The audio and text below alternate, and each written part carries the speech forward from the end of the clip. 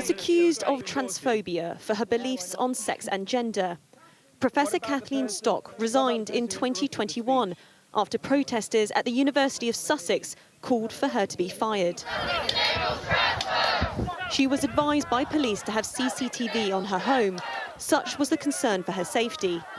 Now the university has been fined after an investigation by the Office for Students. We cannot have a sector where academics feel afraid to express their views. Said that, we did have strong evidence, not only from what Professor Stock said, but also from what we've seen about the documentation and also how the policies have been adopted and the clear documentary evidence as to the processes for adopting them, that there were breaches of our requirements and that these attracted a fine.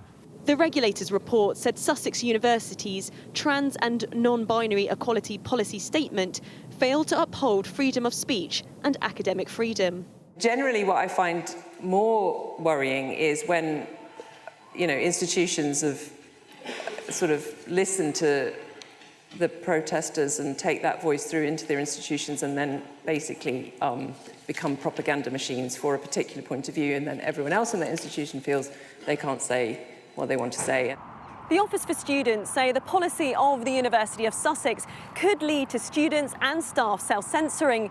But people we've spoken to here say freedom of speech is protected on campus. I definitely think that this university advocates freedom of speech a lot. I think everyone does censor themselves a bit just because they want to respect other people's points of view. A student and now I'm a staff, but I never felt that, our freedom of speech is just suppressed here. This is the largest fine ever issued to a university.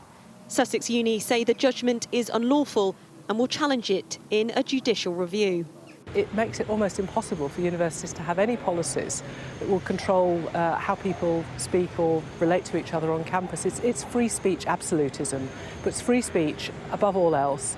Championing academic freedom while respecting the rights of minority groups is a challenge for universities. This fine will certainly send shockwaves across the higher education sector. Alice Porter, Sky News.